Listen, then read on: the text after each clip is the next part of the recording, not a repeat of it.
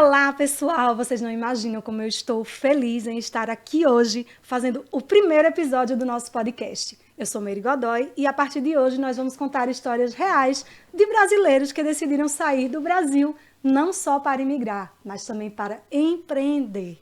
Isso mesmo, aqui nesse espaço você vai ter muita informação e o mais importante, inspiração. E por falar em inspiração, eu já vou aproveitar essa deixa para chamar a nossa convidada de hoje. Sim, uma mulher extraordinária, cuja jornada é inspiradora. Uai, seu moço, que ela é das bandas de Minas Gerais, mas brotou aqui, no Canadá. Mineira de nascença, canadense de coração e publicitária de formação, ela encontrou aqui, nas terras geladas, a oportunidade de semear sonhos e colher realizações.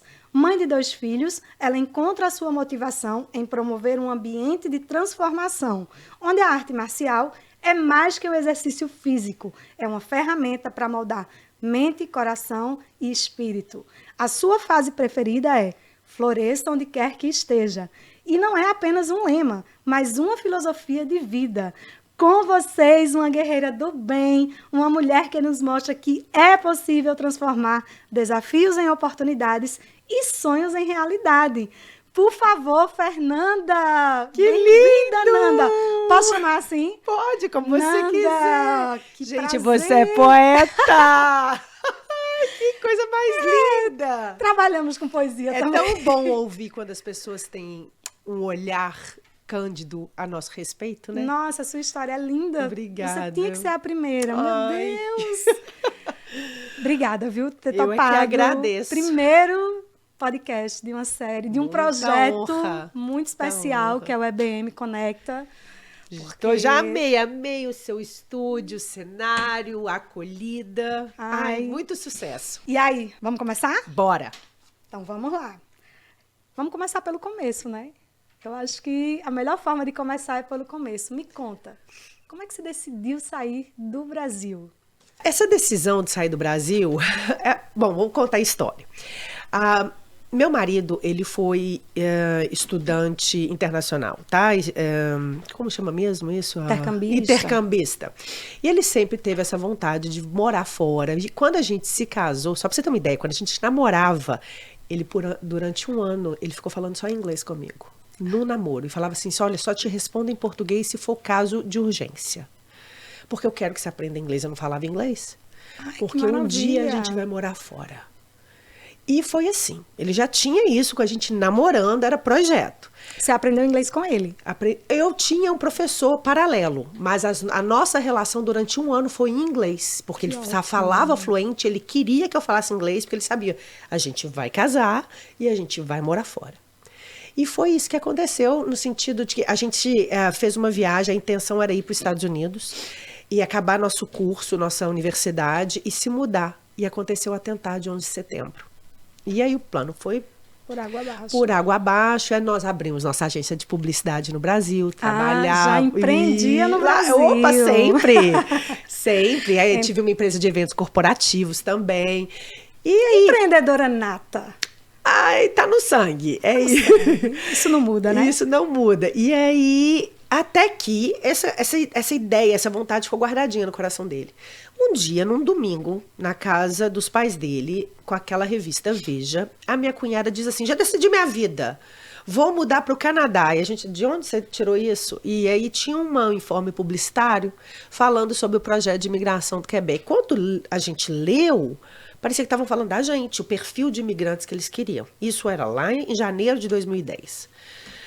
E aí, olhamos aquilo ali e falou assim, olha, tem uma pesquisa aqui anônima para ver se a gente bate com o perfil. Vamos fazer? Falei, vamos. Falei, cara, mas eu não conheço Canadá, sem nada do Canadá. Ele falou, eu tenho um amigo que mora lá. Enfim, fizemos e disse na pesquisa anônima que éramos candidatos interessantes para o Canadá. E aí aquilo ali reacendeu aquela chama que ele sempre teve. E decidimos, então, entrar no processo, mas sem muita, como diz, expectativa. Naquela época, o processo funcionava assim, que hoje já é completamente diferente. Naquela época, a gente fazia o processo todo o Brasil, já vinha para cá de RP, era um processo que durava aproximadamente uns 2 anos. Quando deu 1 ano de processo e que muita coisa já tinha avançado, eu falei com ele, falei, olha, eu não vou pegar minha vida inteira, botar em malas com os meus 2 filhos e ir para um lugar que eu não conheço.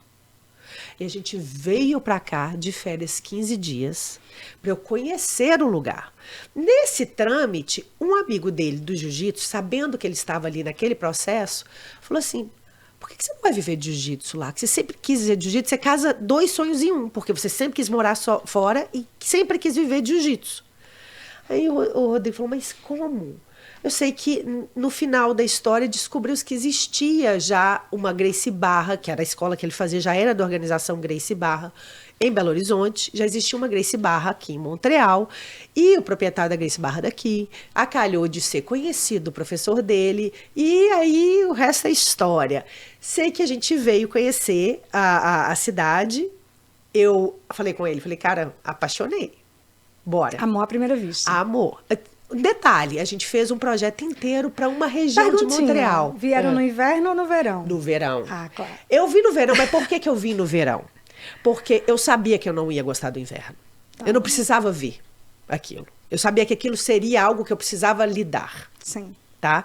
E eu disse, olha, eu me escondo da violência no Brasil, no Canadá eu vou me esconder do frio. Você vai escolher ali as suas batalhas.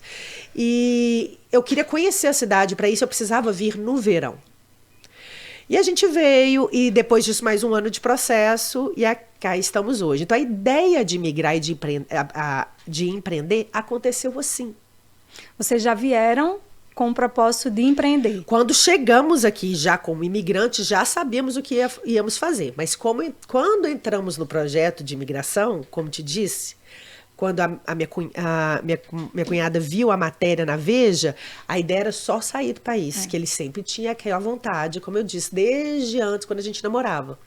No decorrer da ideia, é que pensamos, conversando com amigos, por que não 2 sonhos em um? O de morar fora com o de viver de jiu-jitsu. Então, a gente chegou aqui e já tinha tudo pronto. Maravilha. Então, já existia uma vontade de sair do Brasil. Sim. Essa vontade foi reacendida, né, ali no momento.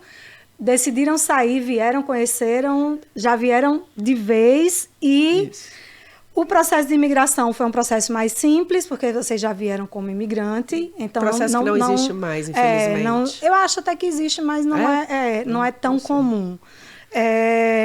E chegaram, empreenderam de cara ou existiu um tempo para começar? Como é que foi aí como foi esse acesso às informações?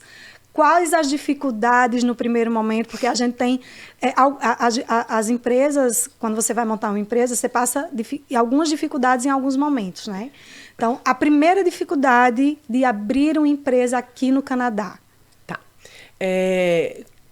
Primeiro, a gente chegou e a gente não abriu uma empresa de cara. A gente chegou e trabalhamos ambos na Gracie Barra de Montreal por 1 ano. Para aprender mais francês, aprender como lidar com o business aqui, porque tem muitos detalhes diferentes. O jiu-jitsu é o mesmo, mas o mercado é totalmente diferente.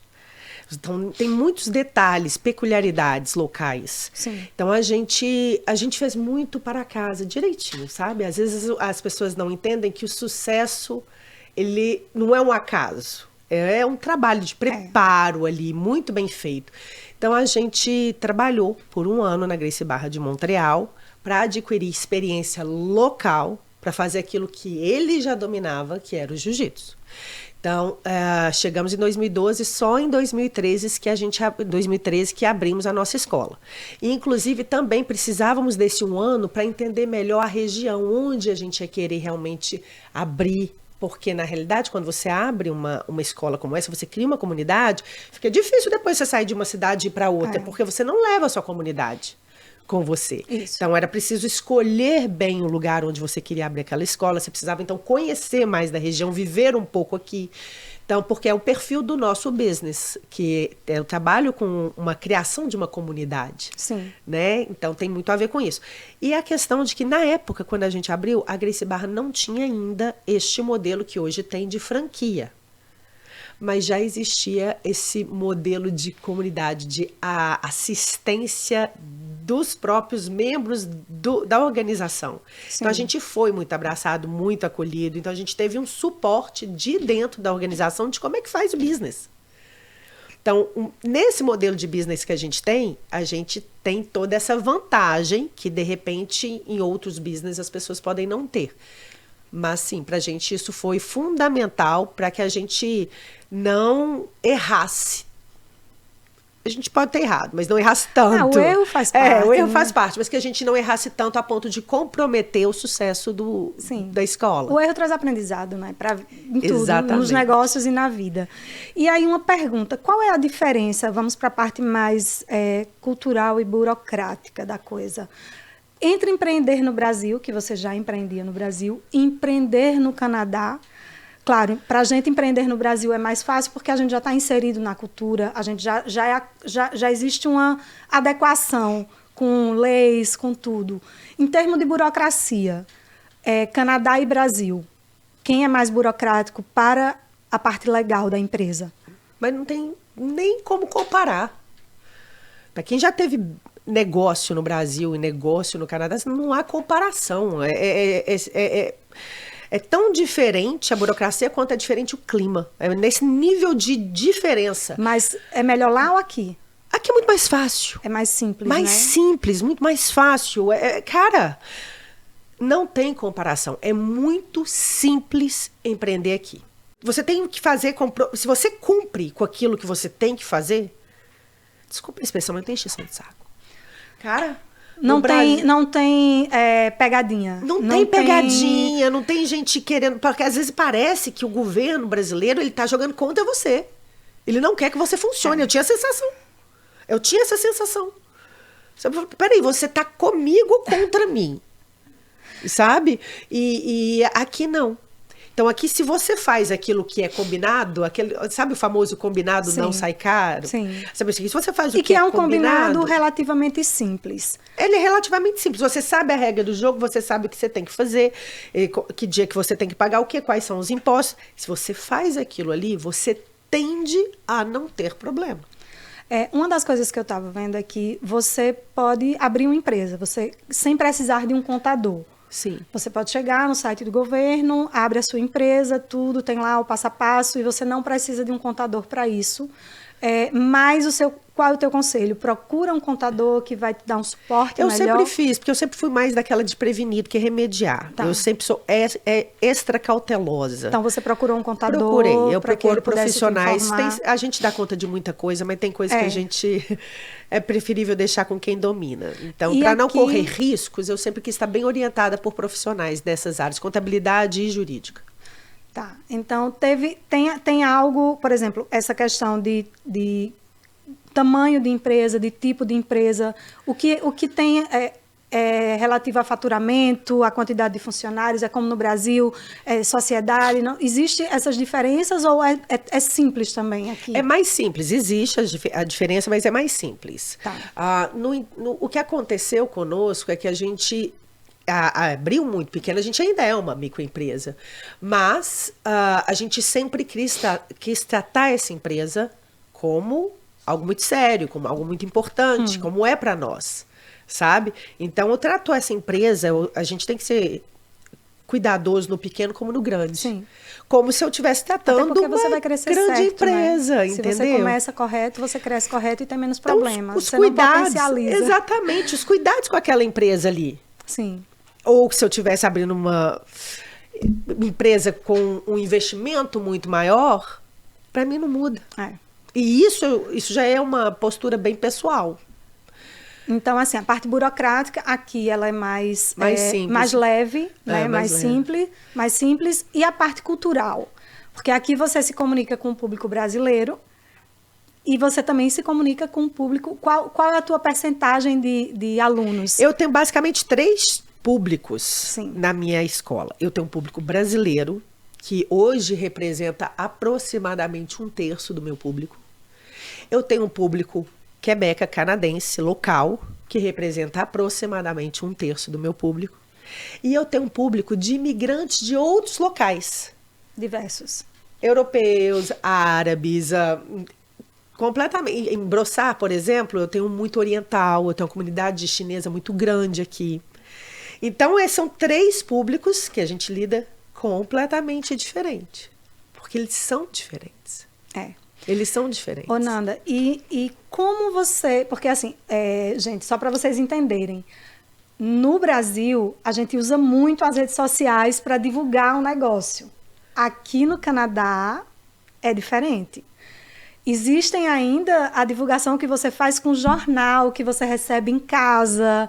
Então, a divulgação aqui, através das mídias sociais, ela é completamente diferente do Brasil. Completamente. E aí eu te pergunto, como é que você chega nesse teu cliente? Indicação? Quais os tipos de divulgação você, como publicitária, né? Quais os tipos de publicidade ou que ferramentas que você utiliza para comunicar e para chegar nesse cliente? Essa questão é muito interessante eu colocar que, inclusive, além de ter um mercado diferente no que tange a divulgação do negócio, tem um fato de que o meu negócio em si, ele não é muito conhecido. Cada dia está sendo mais conhecido Sim. aqui. Mas muitas vezes você chega para alguém e fala, eu tenho uma escola de jiu-jitsu. Jiu-jitsu brasileiro. Jiu-jitsu brasileiro. O que é isso? Às vezes as pessoas não sabem nem falar o nome, não fazem ideia do que... Ou acha que é um karatê. Enfim, eu precisava educar o meu público antes de qualquer coisa. E isso não se faz com uma matéria ou com um post. Então, a gente teve que fazer muito seminário, ir para dentro de escola, dar seminário para escola. E eu contei muito com a comunidade brasileira, porque a comunidade brasileira já sabia o que era. Sim. Então, a própria comunidade brasileira ia ser a minha porta-voz. Entendeu? E a nossa bandeira é uma bandeira muito conhecida. Não que fosse conhecida aqui, mas eu também utilizei do fato que aqui existe um atleta local que ele nos ajudou muito, talvez ele não tenha consciência disso, mas ele nos ajudou muito porque ele é formado faixa preta na Gracie Barra de Montreal e ele é um queridinho da região. É como se fosse o nosso Ayrton Senna. Era o queridinho da região, que é o Georges St-Pierre. E acaba que inspira outras pessoas. Exatamente. Né? E ele é lutador do UFC, que é o maior campeonato atual de Mixed Martial Arts, que é MMA. E quando você põe a imagem de Georges St-Pierre com um kimono da Gracie Barra, com uma faixa preta, você fala, esse cara faz isso aqui. É o caminho mais curto que eu tinha de me validar no público quebecois. Usar a imagem Isso, dele. Que era permitida por ele na época, é o que a gente fez. Hoje a gente nem utiliza, mas hoje não necessitamos mais. Sim. Mas e ele, na época, ele, cara bacana ele. Eu entendo por que a galera daqui gosta dele. Que cara fantástico. É gente, né? É gente, ele merece toda a reputação que lhe foi atribuída. Isso é incrível. Uma vez estava trabalhando na Gracie Barra de Montreal e ele chegou para pedir um Gatorade e falar a palavra Jean e Jean, que é o jovem, e o amarelo, em francês, a detalhe é muito diferente na pronúncia, muito sutil na pronúncia. E ele ficou ali comigo 10 minutos me ensinando a fonética do negócio, porque ele queria um Gatorade amarelo, e eu falei um Gatorade jovem, e ele falou, não, Gatorade jovem não, Gatorade amarelo. E ele ali interessado em me ensinar uma coisa simples. Sim. Sabe, gente... Humilde, que coisa bacana, viu?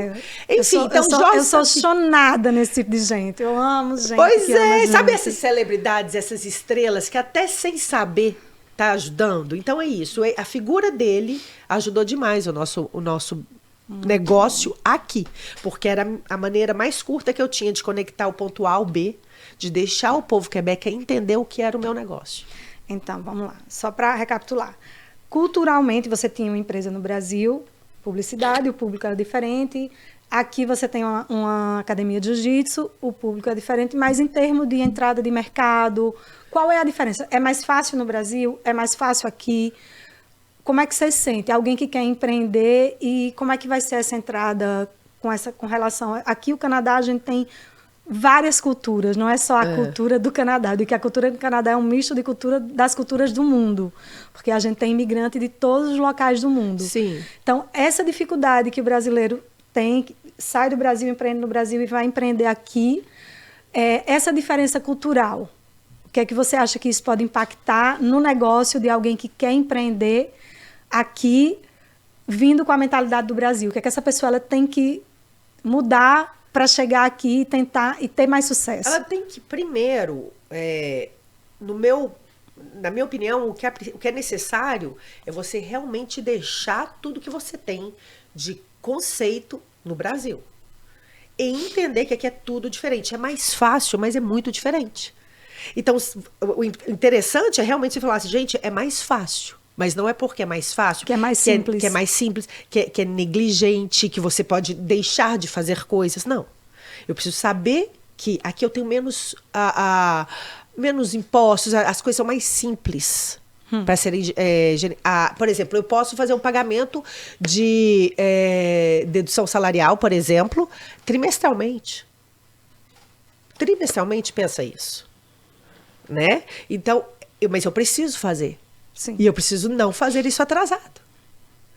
Né? Mas só de eu saber disso, eu não conheço se hoje existe no Brasil uma possibilidade que eu faça a recolhimento de tributos salariais trimestralmente no Brasil. Não, você tem que fazer mensalmente. Tem que fazer mensalmente. Então, esse pequeno detalhe. A mesma coisa para a questão que a gente estava falando antes, divulgação. É muito diferente.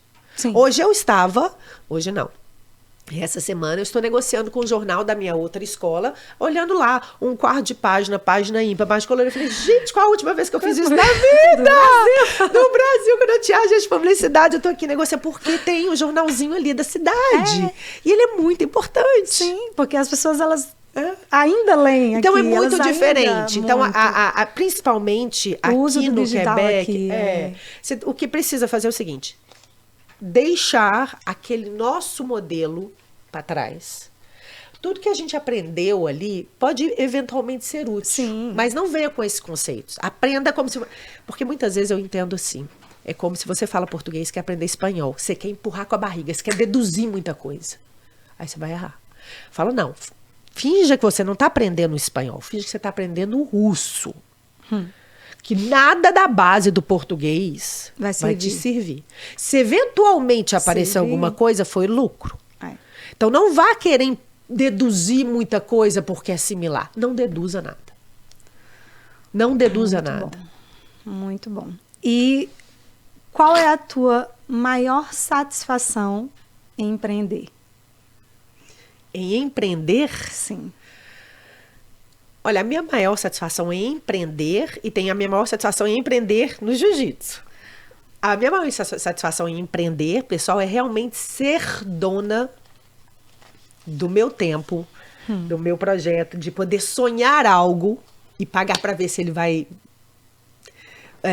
valer a pena. E eu sou uma pessoa muito sonhadora. E às vezes eu visualizo. Eu acho que todo empreendedor, ele é sonhador. Eu convivo com muitos empreendedores. E eu estava um dia conversando com uma amiga minha, que ela é consultora de negócios também. Ela disse assim, Meire, nem todo empreendedor é empresário. Mas quase todo empresário pode ser empreendedor. Entendi. Entende? Eu peguei. Porque o empresário, ele é metódico. Sim. Ele faz plano, faz gerar ele faz engrenagem. Conta, ele olha para o negócio e entende. Não, tem possibilidade, não tem, vai ter lucro, não vai ter. O empreendedor, ele é o sonhador. Ele é aquele que vai sem, sabe, não interessa. Não planeja, geralmente, na maioria das vezes. Então, assim, existe uma diferença entre empreendedor e empresário. Empresariar. Oi. Sim, ui.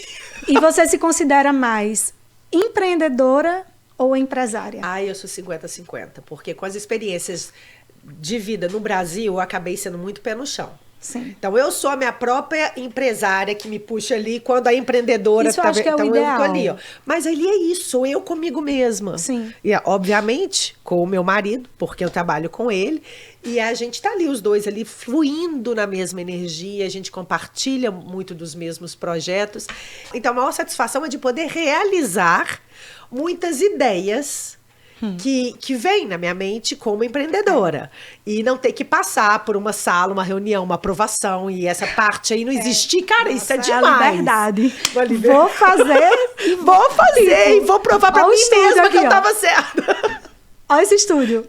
É sobre isso, é poder sonhar, sabe? Você veio num dia, a gente fez a massagem e, tipo, 3 dias depois eu mando a foto. Fernanda, eu quero. Foi bem isso, né? É não colocar limites. Colocar limite, então, é sobre isso. É Agora, o jiu-jitsu é sobre empreender no jiu-jitsu, aí não é nem sobre o meu sonho, sobre a minha liberdade. É sobre, de fato, ver vidas sendo transformadas. Hoje, depois de 11 anos, quase 12 anos no negócio, eu já pude ver estruturalmente isso a longo, né? Não é uma experiência ali de 2, 3, 4 anos que eu poderia até questionar. Sabe, realmente você vê isso com algumas vezes e sólidas. Você fala, cara, que ferramenta de transformação incrível! E aí eu me emociono.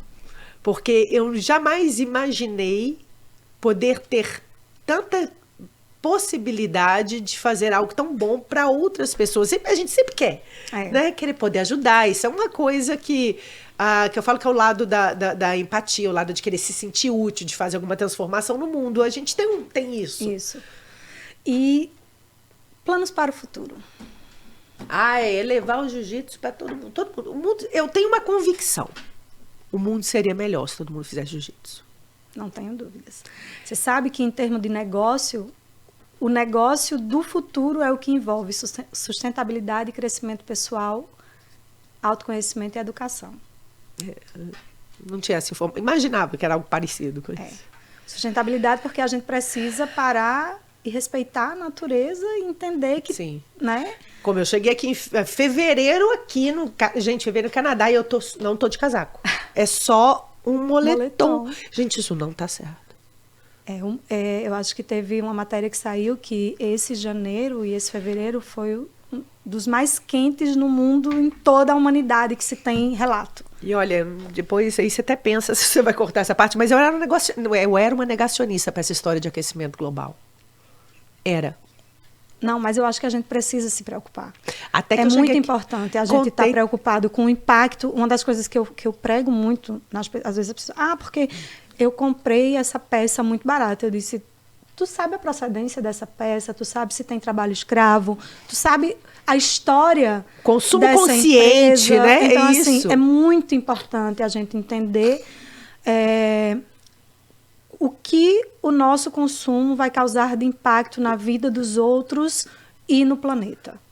Sim. Então, isso é uma consciência que ela precisa ser. E não é implantada como ferramenta política, como se faz muito. É implantada como consciência de base, como algo que eu preciso entender o que os meus atos vão gerar de impacto e o que isso vai influenciar na vida das pessoas.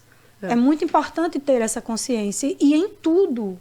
Esse alimento que eu tô consumindo, essa roupa que eu estou vestindo. Tudo. Então, eu não quero, eu posso doar, evitar. É você saber de onde vem e para onde vai. Para onde vai. É tanto que entender você... a cadeia e aí, inteira. em termos de negócios, cada vez mais se cresce o número de brechós. É a moda circular. É um negócio que está crescendo muito no mundo. E é muito importante a gente entender por que é que está crescendo. E as marcas, elas precisam olhar para isso e se posicionar. Porque se ela não se posicionar por bem, ela vai se posicionar por mal. Porque se ela não se posicionar, ela vai morrer. Vai morrer. Porque não vai ter a pessoa que vai consumir. A gente vendia garrafinha de água na escola. Até que um dia eu falei, cara, a quantidade de garrafa de água. Eu não quero mais vender garrafa de água. Porque eu preciso provocar que as pessoas saiam de casa com as suas garrafas de água. Por conta da quantidade de garrafa de plástico. Sabe? Então, assim, eu preciso provocar. E aqui no Canadá você ainda tem a coleta, né? É diferente. Mas ainda assim, eu tô assim, gente, eu não posso promover isso. Não posso continuar isso e ignorar isso, porque é um volume muito grande, a quantidade de gente. Então, eu tenho fardo de garrafa de água para uma emergência. Uma emergência, mas eu não quero ser aquela, porque o volume é muito grande. Sim. Ah, Fernanda, pô, é utopia, cada um faz sua parte. Se todo mundo fizesse, entendeu? E eu sou daquelas que não vou deixar de fazer a minha parte porque o vizinho não faz. Então, por aí. Eu acho que toda empresa ela tem que pensar no papel social dela na comunidade, na sociedade e que impacto positivo ela está causando. É muito importante. Essa consciência empresarial ela é difícil porque existe uma cultura, né, muito grande que foi adquirida ao longo dos tempos pelo lucro. Mas e o que é que eu estou deixando de resultado? Essa é uma questão que eu tenho comigo que não muda o meu core business. Meu negócio é o jiu-jitsu. Você já é uma ferramenta de transformação. Você já tem um propósito muito importante e necessário. Eu acho que a sua empresa ela já tem esse propósito importante. Mas se você puder agregar de outras essa consciência, formas, porque você cria o hábito. O que eu quero ali não é nem a garrafinha de água que eu vendo. Não, é a pessoa... É a pessoa se habituar a sair com a garrafa de água dela. Eventualmente vai ser para minha academia. Eventualmente ela vai para um outro lugar. Eventualmente aquela criança vai para um outro esporte. Mas ela adquiriu ali no jiu-jitsu o hábito de carregar a garrafa de água dela. Sim. Sabe? Então são hábitos que a gente está construindo e adquirindo. Então, é muito mais do que uma garrafa de água que você compra ou não numa determinada aula. Mas é hábito você carregar sua garrafa de água, porque aí você evita comprar a água do plástico. Isso. Eu acho que é para onde estamos indo. Consciência. Consciência do consumo. É o consumo Tudo. consciente. E é muito importante.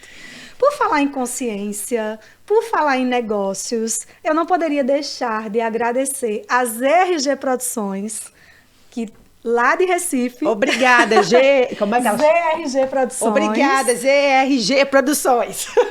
A produtora de vídeo que foi responsável por montar todo esse espaço e que está fazendo toda a gravação, né? Não poderia deixar de agradecer. Obrigada, produtora.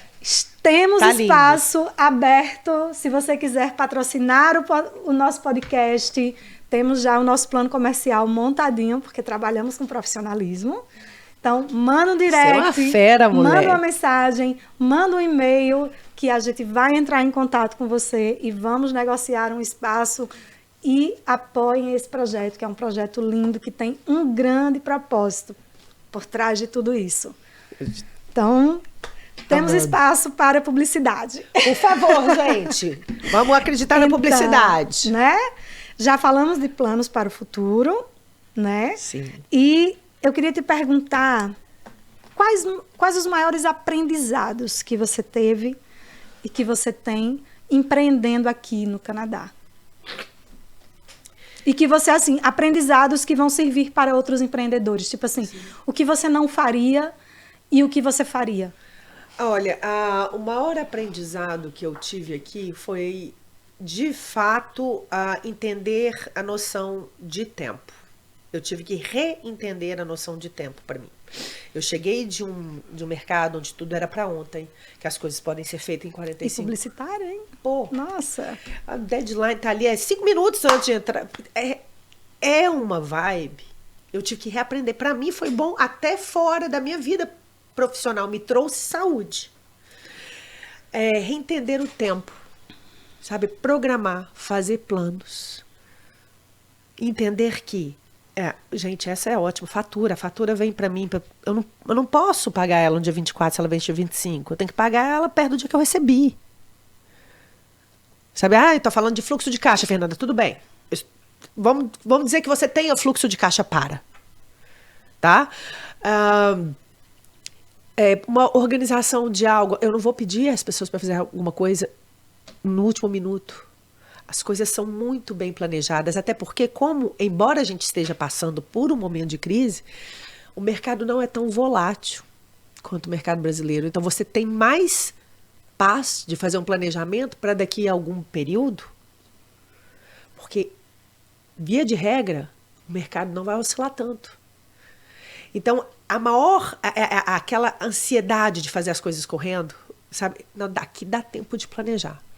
Então, é um trabalho, né? Porque não é fácil. A gente vem numa vibe. É um trabalho louco. Você parece que tá puxando um carro em autoestrada no freio de mão. Mas pra mim, você fala, Fernando, o que você tem que falar para o empreendedor? Eu falo, cara, respira. Respira. Você não está e nem tem como agir como se estivesse. A vibe aqui é outra. A vibe aqui é outra. Planeja. E vai dar certo. O interessante... É que dá certo. É que eu entendi por que a gente é tão afobado lá. Porque se eu não fizer aquilo naquele espaço de tempo, naquela janela, muito provavelmente, ou muda a lei, ou muda a regra, ou muda não sei o quê, aí já não vale. Porque como é uma volatilidade enorme, então sou obrigada a aproveitar aquela janela de tempo. Como aqui não é assim, sabe? Então dá para se planejar. Só para você ter uma ideia... Tá, eu tenho 2 escolas hoje de jiu-jitsu. Sim. Só para você ter uma ideia, pensa nisso. A minha segunda escola, ela foi incorporada no dia 20 de fevereiro de 2020, menos de um mês antes do lockdown da pandemia. 20 de fevereiro de 2020 ela foi incorporada. E, obviamente, ela não foi aberta. Passou-se uma pandemia e ela foi aberta em fevereiro de 2023, 3 anos depois. Nossa. Um planejamento ficou na gaveta. E ele foi executado 3 anos depois, com a pandemia no meio. Sem precisar mudar? Nada. Entende? Vê se eu tenho um projeto de uma empresa. No Brasil? Não, jamais. Até porque 3 anos depois, mesmo sem pandemia no meio. A pandemia mudou o Brasil. Tipo assim, com pandemia no meio, você ia ter que rever todo o seu plano. Todo o seu plano. Então, esse é o exemplo mais vivo que eu tenho para dizer, gente, calma. Toma tempo no seu planejamento direitinho, no seu para casa, no seu estudo do mercado e vai devagarzinho. Porque quando você tem a raiz bem feita aqui, cara, depois as coisas acontecem. Ela floresce, entendeu? E qual é a maior dificuldade de empreender aqui? Aqui, especificadamente no Quebec, a questão de você realmente pedir, não é pedir, ter que requisitar que seus colaboradores sejam fluentes em 2 idiomas. Porque você está na região grande de Quebec. Mas antes disso, a gente estava conversando, existe a carência de mão de obra. A carência de mão de obra, a carência da mão de obra e a carência dessa mão de obra que eu estou falando de ser fluente em 2 idiomas. A grande maioria vai te pedir isso. Eles vão falar que é francês. Olha, são poucas as empresas que vão aceitar um profissional de alto... inglês e francês. Que não fala inglês e francês. E no meu caso, não é só falar, tem que dar aula. Não, no seu caso então, tem que um dominar, caso muito à parte. Muita parte. Mas o que eu estou dizendo, assim, a questão do francês e do inglês, porque quando você migra para os Estados Unidos, você tem que falar inglês. Você migra para Barcelona, você vai falar espanhol. Geralmente, aqui não. A gente vai precisar falar o inglês e o francês. Tem que ser inglês e francês. E... beleza, a dificuldade, mão de obra e essas imposições agora do governo com relação ao Quebec, de você precisar ter, né? E existe também não é só você precisar ter os 2 idiomas, existe também alguma cobrança do governo com relação à empresa contratar com a pessoa que tem o francês. A gente precisa. Então, existe essa questão, mas já existe também uma questão natural de falta de mão de obra. Sim. Característica do Quebec. Do Canadá em si, como todo. Mas o Quebec, por conta do francês, ainda chega a ser maior. Porque é lei, né? E as mudanças imigratórias também, que vem acontecendo nos últimos tempos, eu acho que a gente ainda vai sentir isso um pouco mais na frente. Porque acabou de ter uma mudança há pouco tempo, que você não estava, mas eu tô... Mas eu tô ouvindo os burburinhos. Que isso, eu acho que vai refletir em falta de mão de obra já já. Isso essa é a questão anterior que você fez aí sobre plano de futuro. Eu sou refém disso aí. Eu sou refém disso. Hoje o que me impede de crescer é mão de obra, que é muito especializada e tem essa questão do idioma. E eu não ensino francês, nem inglês, nem jiu-jitsu para alguém em 3 meses de treinamento intensivo. Jamais. Esse é o problema do empresário aqui. E deixa eu te perguntar uma coisa. Qual erro, pensa bem, você cometeu no processo que você não cometeria novamente? Tem algum erro assim que você diz, esse erro aqui eu não cometeria novamente? Algo que você fez que você... Assim, eu acho que todo erro ele traz um aprendizado, mas tipo, pensando assim, tem aqueles erros que a gente pensa no negócio em si, na praticidade do negócio, e olhando para eles assim, eu não faria isso. Eu não sei se eu posso chamar de erro, mas se é algo que eu faria diferente.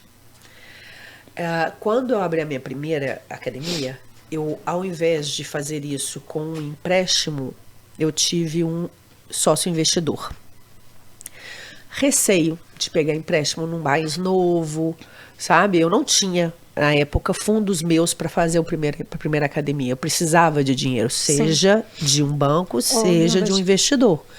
E hoje eu teria feito diferente. Hoje eu teria feito com um banco, sabe? Mas aquele não conhecer a estrutura daqui e o banco no Brasil é muito nocivo, os juros, é muito complicado. Então a gente vem com medo.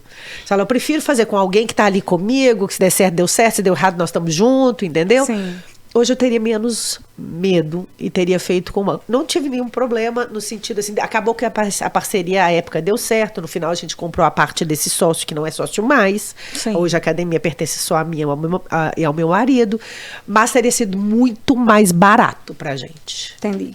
Ah, Fernanda, você negociou errado as taxas de juros? Não negociei errado as taxas de juros, porque eu tive que pagar o empréstimo dele e depois eu tive que comprar a parte dele.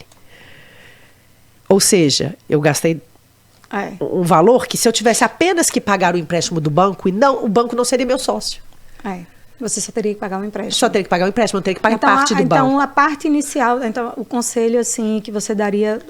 A parte inicial da empresa, analisar bem as possibilidades. E o que você precisa para começar e tentar, se você não tiver o capital, tentar buscar. Tentar no banco. E tem até algum no próprio governo. Do governo. Existem alguns programas do governo aqui, né, que incentivam e que te dão. Tem os grants, né, que são dinheiros que você pode, se você justifica. Eu já dei uma estudada. Isso. E vai ter dica, viu, gente, sobre esses programas no nosso Instagram. Fiquem ligados, porque muita dica legal para você que quer, não tem dinheiro, mas tem vontade e tem ideia. Isso. E o Canadá, ele tem muitos programas. Eu me dediquei tanto a conhecer do business, a conhecer do mercado, a saber do local, que eu não dediquei a saber sobre esses projetos, dos grants do governo, que eu talvez, se tivesse dedicado a isso, teria feito diferente. Mas é como eu te digo, não posso chamar de erro, porque deu certo.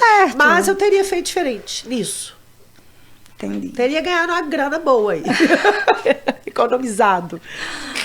Aqui tem algumas empresas. Aqui, o pessoal pergunta eu vejo muitas perguntas no Instagram falando qual o Sebrae daqui. Aqui a gente não tem uma única empresa. A gente tem várias empresas que, dependendo do teu tipo de negócio e perfil, então tem empresas como se fossem ONGs no Brasil. Isso. Que buscam, por exemplo, se você é mulher, tem até tantos anos, tem um programa específico para você que é mulher. Isso. Então, aqui você tem muita informação. E eu não usei disso. É. Hoje, talvez, nem poderia usar, porque hoje são muito reduzidos esses tipos de ajuda para perfil de franquia.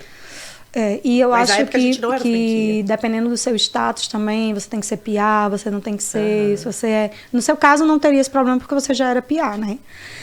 E estamos chegando no final do nosso bate-papo. Passou rápido! Não é? Então, eu queria que você deixasse... Primeiro, falasse um pouco, né? Merchan, vamos falar, né? Da sua academia... Qual o endereço? Fala um pouco.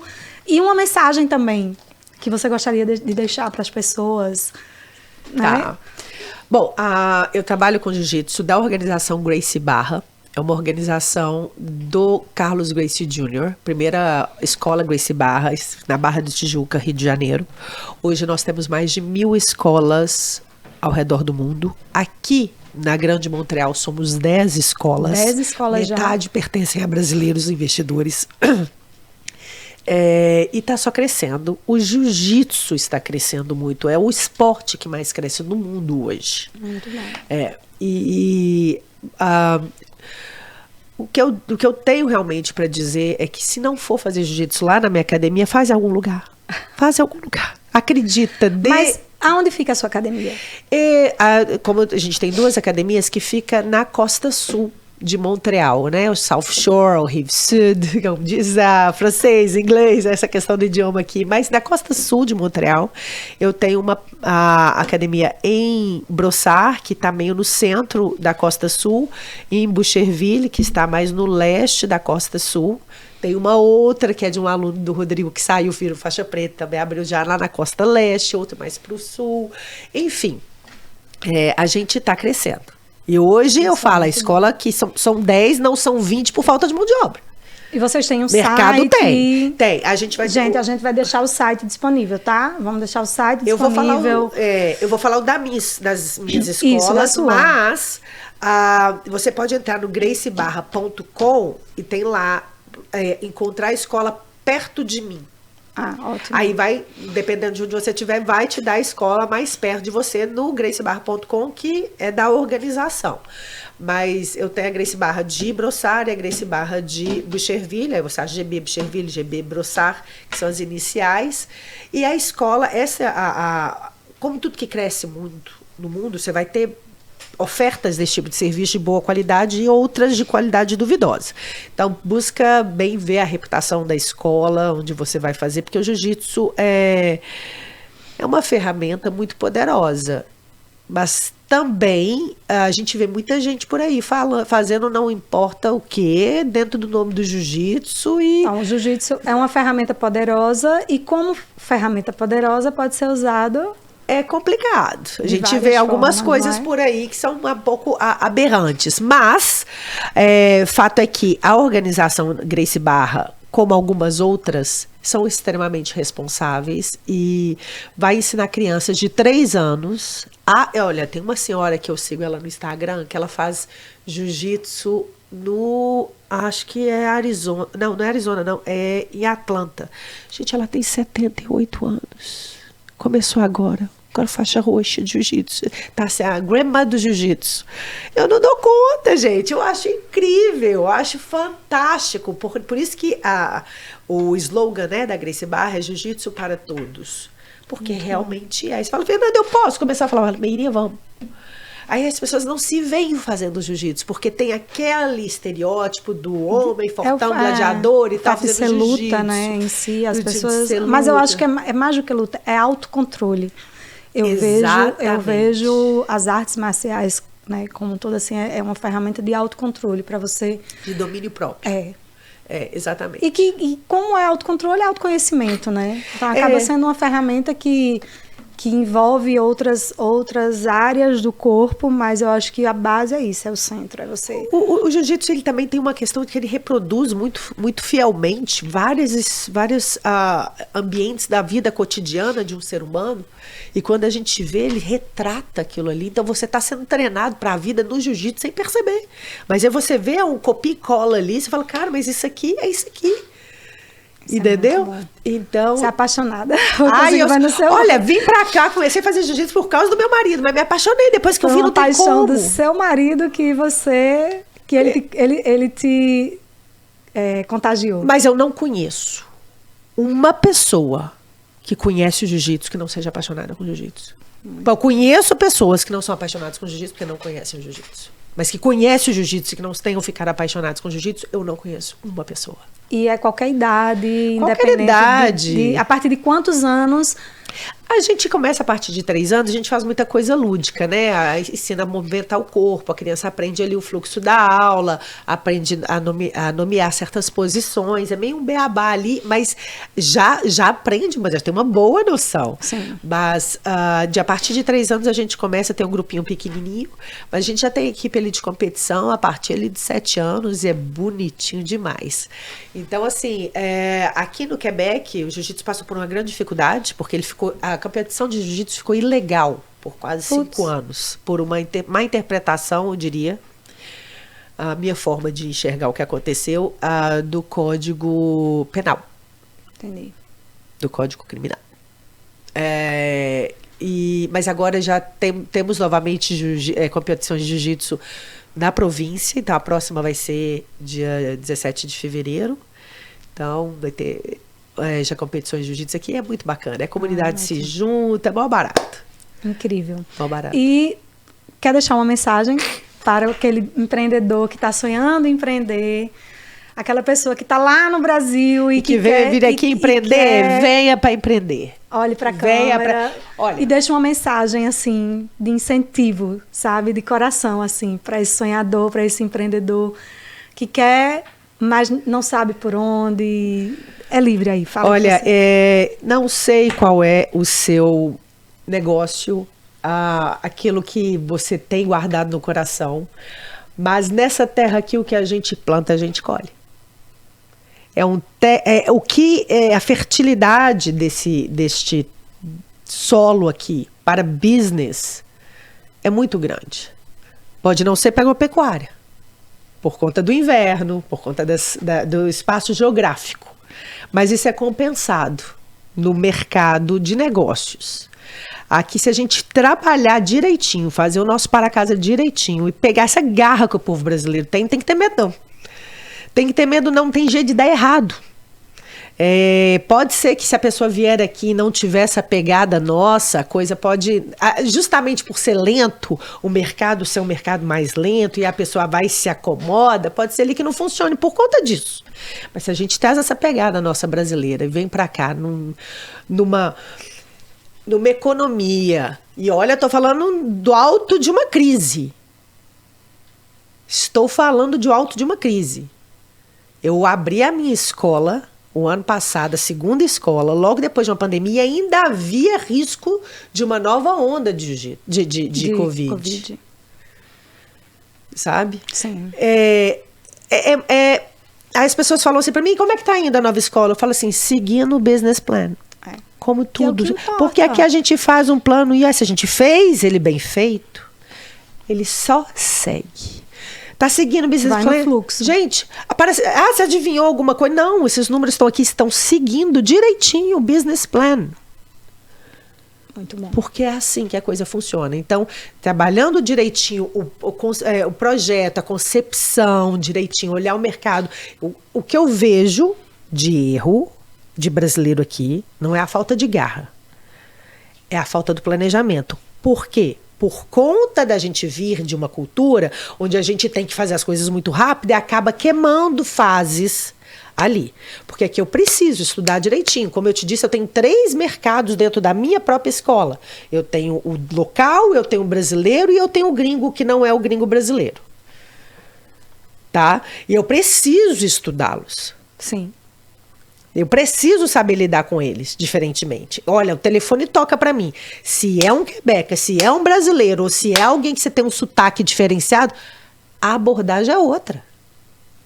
É o mesmo serviço, o mesmo negócio, a abordagem é outra. E você tem que saber. E eu preciso saber disso. Porque senão você vai espantar o seu cliente. Exatamente, eu preciso saber disso. E aí, essa questão realmente de a gente conseguir conectar, casar o fato de que a gente tem uma força de trabalho, de garra muito singular e muito maravilhosa. Eu acho que o brasileiro ele é muito único nisso. Poxa, sabe? Eu sou fã demais de brasileiro empreendedor. A gente é fera demais. O empreendedor, ele constrói, eu digo assim, eu falo muito para as pessoas, eu disse, tudo que você precisa para começar um negócio, você tem nas suas mãos. Tem uma frase minha que comece com o que você tem, busque o que você quer. O que é que você tem hoje? Se você ficar olhando para lá, para cá, para as outras realidades e outras... Não, olhe para você. O olhar é sempre para dentro. O que é que eu tenho? Exatamente. Com o que é que eu posso começar? Entendendo que eu posso crescer. Eu vou começar com isso, mas eu posso chegar aqui. O importante é você saber aonde você quer chegar. Quando você sabe aonde você quer chegar... Você começa, você enfrenta as dificuldades e você vai gerando e você vai crescendo e você vai aprendendo. Exatamente. Né? E contar também com a ajuda, não tenha medo do povo brasileiro, sabe? E do brasileiro empreendedor. Eu vou te dizer uma coisa que eu preciso dizer aqui. Durante a pandemia, o que teve de escola de jiu-jitsu que fechou? Nenhuma escola Gracie Barra fechou aqui. Por quê? Cara, a gente tinha as informações, a gente estava junto, a gente estava trabalhando junto, a gente estava tocando figurinha, a gente se deu a mão de uma forma. Entendeu? Eu fico toda arrepiada. Às vezes as pessoas falam, vejo alguns imigrantes, já estive próximo de alguns imigrantes que vêm, eu não quero saber de brasileiro. Você tá louco? E eu acho que sim, a gente tem os nossos problemas e os nossos BOs, mas na hora que você precisa, quem segura a tua mão? Segura. Sabe? Quem tá lá, quem incentiva. E aquela história. É o que nós estamos fazendo aqui. Gente boa e gente ruim, você vai ter em todo lugar do mundo. Exatamente. Então, não vamos perder essa beleza de servir. O brasileiro tem o gosto por servir. E olha, e aí eu tenho que puxar a sardinha do meu lado, gente. A gente está falando do quê? A gente está falando de jiu-jitsu brasileiro. Isso é um patrimônio. Isso é um patrimônio nosso. A gente não precisa se resumir a futebol, a samba, bossa nova. A gente tem tantas outras coisas, jiu-jitsu é uma delas, culinária, tem tantas outras coisas, entendeu? A gente é povo muito rico e o povo gosta da gente, viu? Como a gente é querido. Como a gente é querido. Eles ficam impressionados com o que a gente consegue fazer. Ficam. É surreal como eles ficam impressionados. Isso é em todo lugar. Eles olham assim, você fez isso? Como é que você fez isso? Porque a gente é multitask, a gente é... De modo geral, olha, é no trabalho ou é numa festa. De modo geral, a gente é muito bem recebido fora do país. Eu, por exemplo, nunca tive nenhum problema por ser imigrante. Também não. Nunca sofri. Não sei se é porque sou imigrante brasileira, não sei se é porque não ligo muito ou sou mais mais dura. Eu acho que tem tudo, não ligar, porque às vezes as pessoas elas se incomodam com coisas que... Nunca me senti assim. Não, de fato, nunca. Então, assim, eu vejo que, na realidade, o ser brasileiro aqui, para mim, é muito mais vantagem do que desvantagem. Entendeu? Então, assim, eu me sinto que as pessoas querem saber de mim, querem estar comigo. Estou falando das pessoas, dos não brasileiros, no caso. E de modo geral, eles tendem a ver a gente com bons olhos. Sabe, a gente não tem esse olhar que às vezes a gente tem para o brasileiro. Será que é espertinho? Será que quer tirar vantagem? Eles não têm esse olhar com a gente. Eles não têm.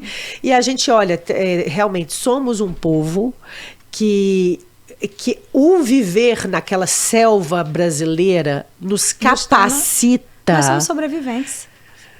Somos sobreviventes. Isso nos capacita sobremaneira a ousadia de sair de um país e a ousadia de empreender fora dele. O que nós precisamos é entender que aqui não é o caos que é do Brasil. Então eu tenho que tirar esse modo operante caótico que a gente traz, desse modo sobrevivência. Planejamento é a palavra-chave, né? Ponto. Vamos terminar com essa palavra? Porque aqui a gente planeja. Eu falo que planta, colhe. Então você planeja, faça o para casa, bem feito, é mais lento, e às vezes você tem que trabalhar na calma, porque a coisa vai demorar. Respira. E aí a pessoa não planejou nem para vir. Então ela não tem nem esse tempo de executar esse planejamento, porque ela tem que fazer acontecer muito rápido. Aí são outras verdades, outras realidades. Outras questões. Questões. Minha academia dar certo, que eu não podia, olha para você ver, eu não podia tirar da academia o salário que me sustentasse naquele começo. Cara, eu tive um monte de trabalho paralelo. Tinha que ter, né? Porque eu não podia usurpar aquela academia. Eu tive que dar tempo para ela. Senão... Hoje eu vivo dela. É como você tem que dar... tem que dar o tempo. Exatamente. Você plantou... eu digo assim, gente, quer empreender? Olha para a natureza. Tudo, quer viver, olha para a natureza. Deus está aí inspirando a gente o tempo todo. Agora, a pessoa quer fazer o quê? A pessoa quer tirar o fruto da árvore que acabou de plantar. Não deixa criar raiz, não deixa a seiva fluir pelos troncos e já quer arrancar o fruto onde está pronto. Então tem que dar um tempo. Tem que dar um tempo. Aí você quer fazer o quê? Olha, eu quero que aquela árvore dê os frutos mais saborosos, mais suculentos. Então você tem que investir ali muito tempo. Até que a safra venha muito boa. E aí na hora que veio é maravilha. Mas é esse tempo, porque a gente está muito na toada ali do Brasil, que é de fazer... A gente vê muito no automático, né? Muito no automático. A gente vive muito no automático. Então, a palavra é... As nossas planejamento. Planejamento. Coragem e tempo.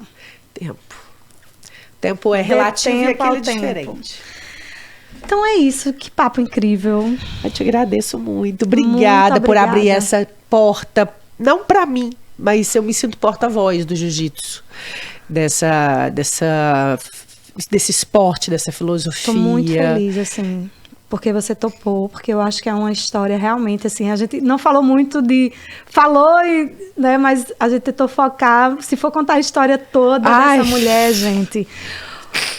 Não foi um negócio só, foram 3 negócios, que aí ela teve que optar. Tive que optar, que faz parte da vida do empreendedor também, ter que escolher, né? Escolher. Aonde eu vou plantar, eu não posso plantar em 3 locais diferentes nesse momento, porque não tenho força para isso, onde eu vou. Então, é uma história realmente, assim, que vale muito a pena. Né? Tempo e energia são recursos limitados, né? Então a gente tem que saber onde a gente vai dedicar isso. Mas o fato é que eu estou muito feliz com as minhas escolhas. O viver do jiu-jitsu. Faria tudo de novo, sabe? E aí a moral da história é essa. Se sairia do Brasil, faria tudo de novo. 1000 vezes. Sairia do Brasil 1000 e faria tudo vezes. novamente. 1000 vezes. Isso é o que importa. Entendeu? Então, assim, eu não tenho a menor dúvida disso. Viria para o Quebec novamente? Eu viria, deu certo. Deu certo. Tive muitas dificuldades com o Quebec, mas o Quebec também foi muito paizão, mãezona, assim, em outras áreas da nossa vida também. Então, eu acho que bota na balança. É o equilíbrio, né? Exatamente. Aí você fala assim, vai ficar no Quebec a vida inteira? Não sei. Aquela história, né? A vida inteira é muito tempo. É muito tempo eu estar falando, não sei. O que eu sei é que hoje, nesse momento, eu não tenho dúvida de que a gente fez a melhor coisa. Sim.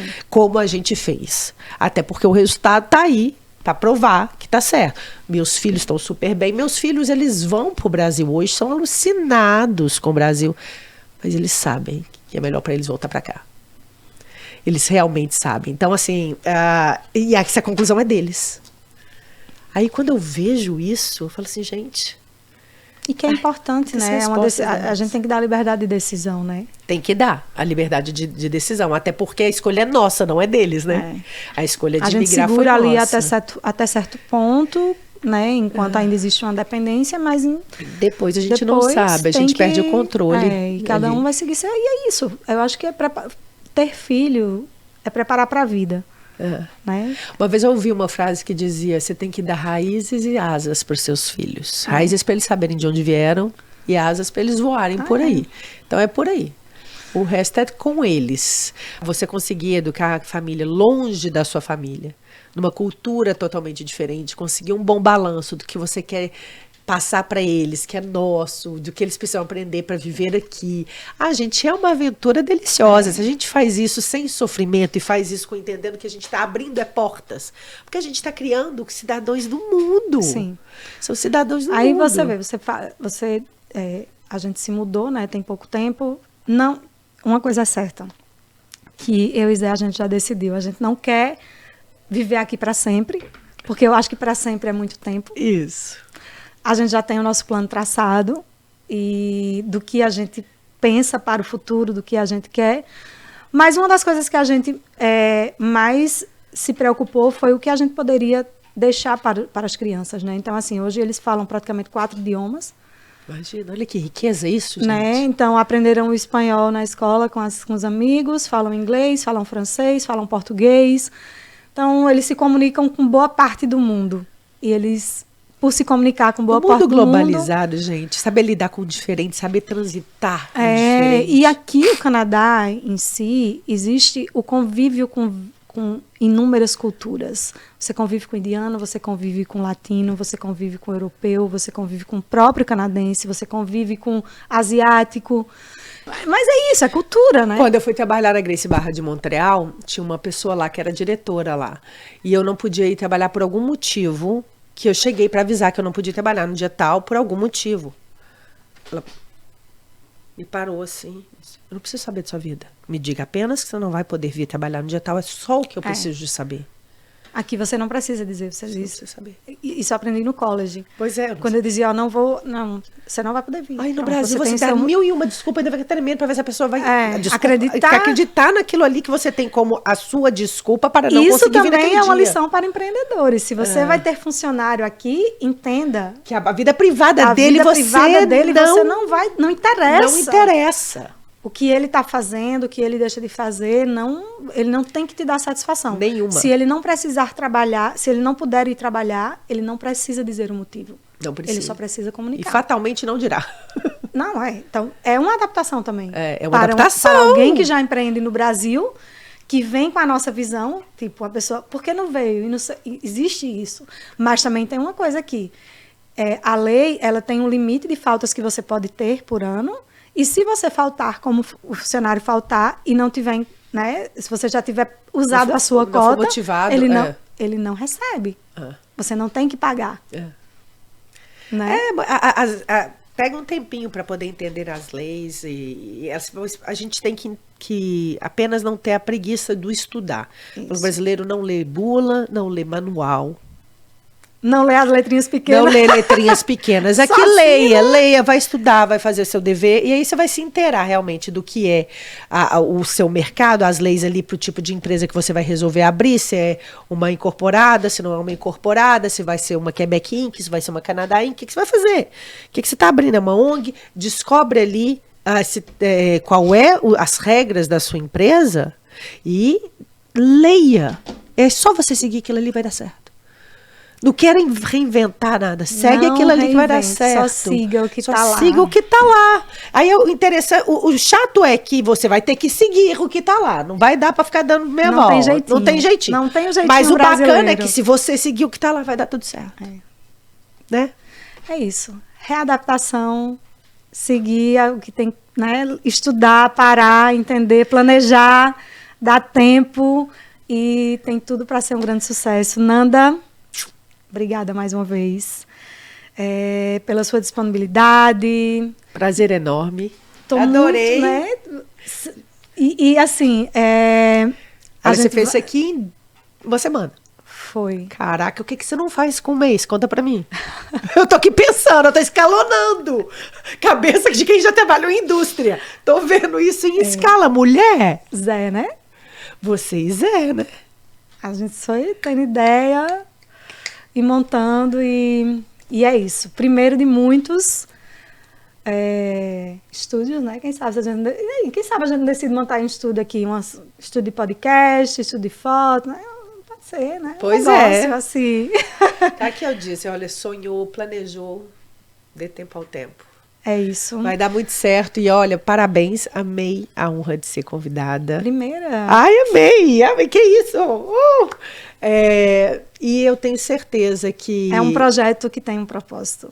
Assim, isso é o que eu ia falar, eu tenho certeza que você vai...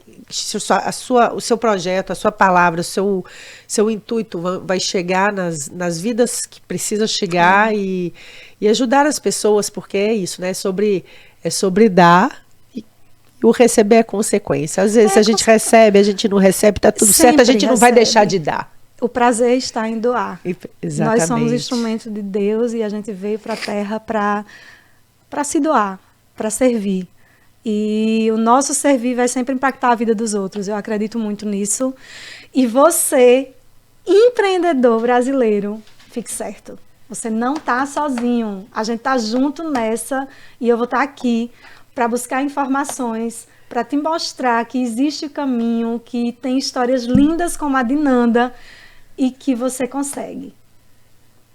Não tem dificuldade que vá te fazer parar se você realmente quiser. Porque exatamente. A informação agora você vai ter. Porque nós vamos fornecer. E informação boa, viu, gente? Porque essa mulher aqui é muito profissional. Ela vai trazer gente aqui para vocês de peso. Olha, vou te sugerir depois umas pessoas para você trazer aqui. Quero. Tá? Mas o povo também podia deixar isso. O que eles querem ver, qual tipo de mercado, né? Qual tipo de negócios. Isso. Qual região no mundo que tem curiosidade. Da minha parte, o que eu tenho para dizer também, que se eu puder ser útil, também pode entrar em contato comigo nos canais que você vai deixar aqui no vídeo. E é isso aí, gente. Vamos empreender, botar para quebrar, fazer acontecer, realizar. E no que é da minha experiência aqui, para dizer para todo mundo, ó, sem medo, pode vir. Vai na fé. Esse aqui é o Eldorado. Então é isso, gente. Obrigada a toda a audiência. Se você quer apoiar o nosso projeto, como eu já falei, nos envie um direct. Quero agradecer a Zé Roberto Godoy. Ai, ele foi, que tá ali, ó, trabalhando, ralando, meu parceiro, sócio de vida. E é isso, gente. Obrigada. Semana que vem temos uma outra convidada muito especial. E se você quer que a gente entreviste alguém especial, por favor, manda um direct, deixa um comentário que a gente vai entrar em contato e a gente vai trazer essa pessoa para cá para contar a história dela. E é isso. Beijo. Beijo. Muito obrigada, viu? Valeu.